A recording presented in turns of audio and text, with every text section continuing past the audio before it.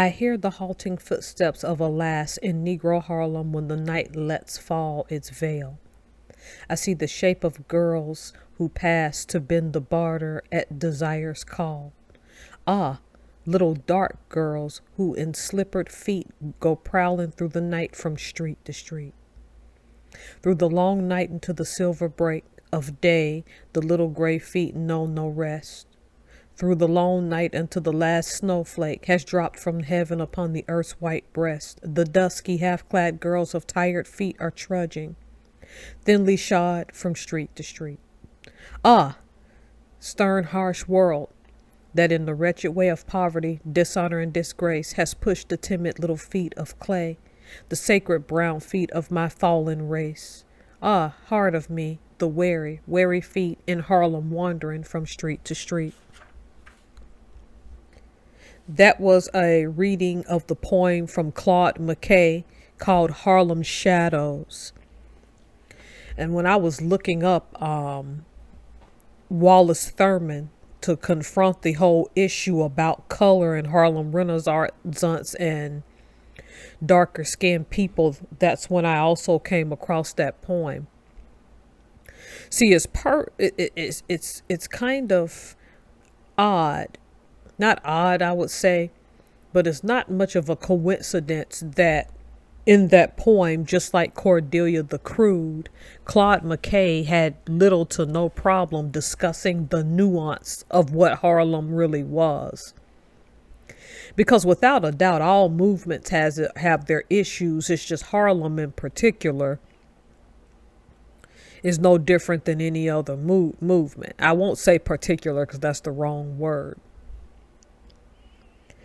But Claude McKay did the one thing that Cordelia the Crude didn't. He started off by saying that it was darker skinned girls. But then you might ask, what does this have to do with Cordelia and what does it have to do with Wallace Thurman? In order for you to understand that, you would need to read Wallace Thurman's The Blacker the Berry to understand that being a dark skinned woman in Harlem was not an easy thing to be. And don't get me wrong, Cordelia the Crude, she doesn't sound like a dark-skinned woman. But Harlem's underbelly seemed to have kept women going night by night on prostitution. And the way these gentlemen say it, they say it with a bit more compassion, as if although these women had a choice, did they really have a choice? And that choice in itself can present nuance. Because Cordelia, just like in the poem Harlem Shadows, wandered from street to street.